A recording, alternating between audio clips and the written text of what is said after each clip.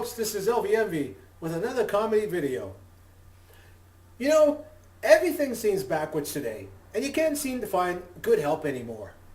For instance, I went to see my shrink the other day. He wasn't in his office.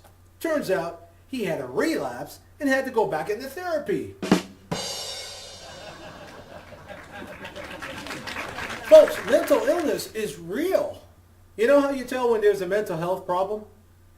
When your shrink calls you the next day to borrow some of the Prozac he just prescribed for you the day before. And I feel sorry for the millennials. They're going to have to deal with this.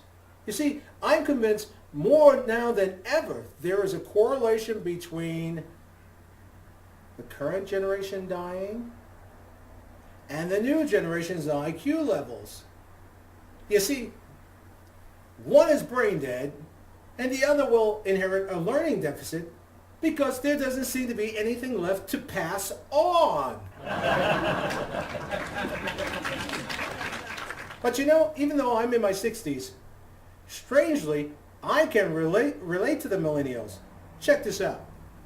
You see, they're moving in with their parents. I never left. Needless to say,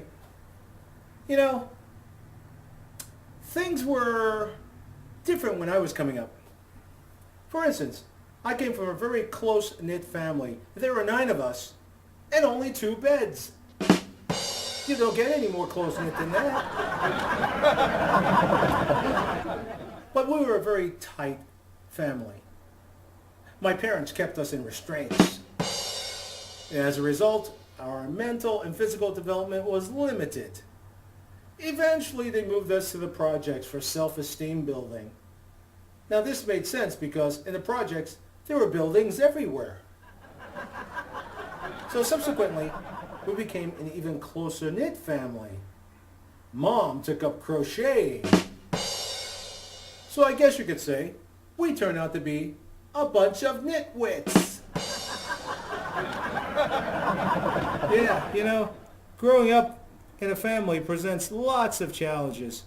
And perhaps when we have our own families, we'll remember the lessons learned. You see, I remember when my son was when he was young, I was very proud of him for upholding our family traditions of academic accomplishments.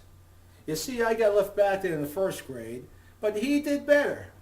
He made it all the way to the 5th grade before getting left back.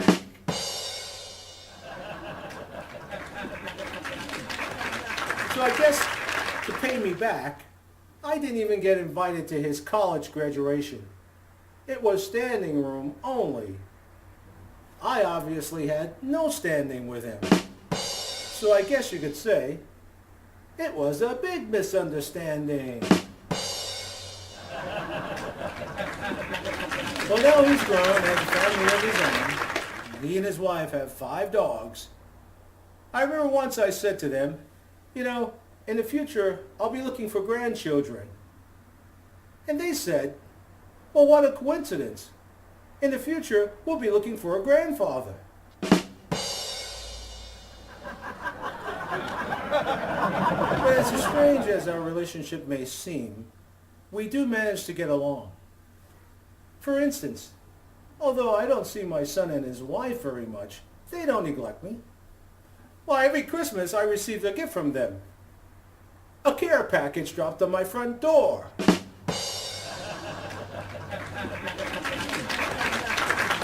while I waited to become a grandfather, I decided to launch a political career. I decided to advocate against free speech. My campaign message was very simple. You see, if speech is free, how am I supposed to support my family?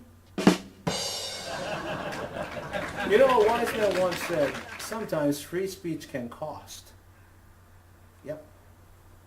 But on the other hand, the one good thing about free speech is it's not taxable. So naturally, since I love to talk, politics seem to be the right choice. Of course, talking too much can sometimes get you in trouble. For instance, I knew a guy who talked so much trash when he died, they buried him in a dumpster. And I once dated this beautiful girl who had such a potty mouth. Whenever you complimented her looks, she'd flush. Sadly, I knew a young lady who talked so much and hardly ever paused. Her periods were irregular, and so were her sentences. And talk about the king of the talkers, the mafia. You see, if the mafia were smart, they'd all convert from Catholics to Jehovah's Witnesses. And you ask why? Well, have you ever known a Jehovah's Witness to testify?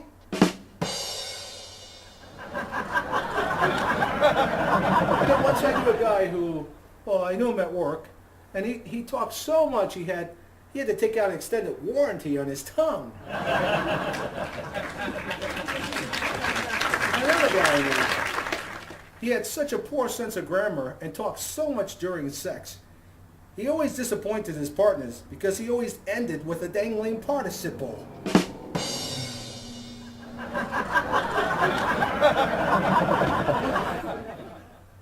And tragically, I knew a guy who talked so much, he forgot to pause and got hit by a question mark, and now he suffers colon damage. And it gets worse, folks. I knew a guy who talked so much, the government sent him to Guantanamo Bay just to boost morale. And lastly, how about talk of Las Vegas becoming a sanctuary city?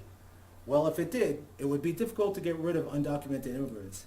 As a result, they wouldn't have to worry about a thing because, after all, we know that what happens in Vegas stays in Vegas. Well, my political career took a nosedive, and I moved on to becoming a stand-up comic. You know what a stand-up comic is? It's someone who's gotten stood up too many times. Now, because I believe life must go on and it's important to not let the stress of family get to me, I decided to become a stand-up comic. Well, sometimes people ask me, what do I do after work? And I tell them, I do comedy on the side. And when they ask me, why on the side? I tell them because it's easier to dodge the tomatoes.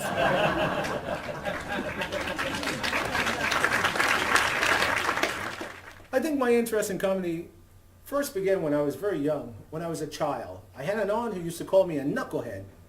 But she stopped calling me a knucklehead when I hit her in the head with my knuckles. Naturally, she didn't think that was funny. But I wasn't deterred.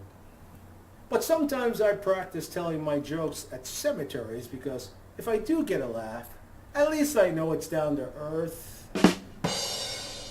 And sometimes I practice telling my jokes at funeral homes because if they flop, at least I can give them a decent burial.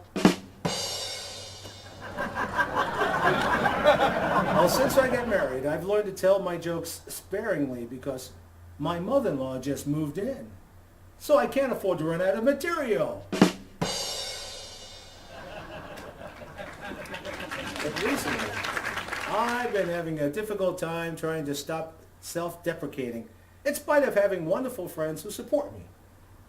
Because, you see, there's one friend who constantly puts me down.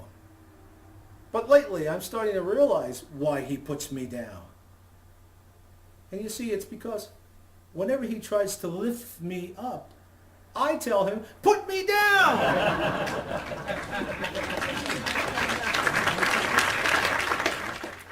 By the way, did you know business is booming in Sin City, Las Vegas, in spite of recent events? Yeah, there's so much sin in Las Vegas because something phenomenal has happened because there's so much sin here in Las Vegas. For the first time, there's a waiting list to get into hell. And the amount of sin is increasing at such an alarming rate in Las Vegas. The authorities at the Hoover Dam are scheduled to release millions of gallons of water just to cool things down. But for one business here, KFC, business couldn't be better. You see, they're adding a new item to their menu, and they're calling it Sin by the Bucket. So now you can get breasts and thighs for less than you would pay on the streets. Well, needless to say, streetwalkers are not happy with that. And you know, given sin is everywhere in Las Vegas, you think there'd be an increased demand for priests. Well, not quite. But there has been an influx of undertakers and funeral homes into the city. Now this is easily explainable. You see, someone's got to bury the sin. Yeah, seriously, folks. There's so much sin here in Vegas, I've started a bottling business to bottle the excess sin in case Kim Jong-un launches a nuclear attack against Las Vegas. We'd have sufficient stockpiles to rebuild. But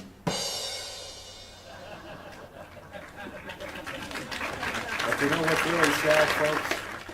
What's sad is that there's so much sin here in Las Vegas. Jesus took one look and said, "Hell no!" I'm Elvy Envy.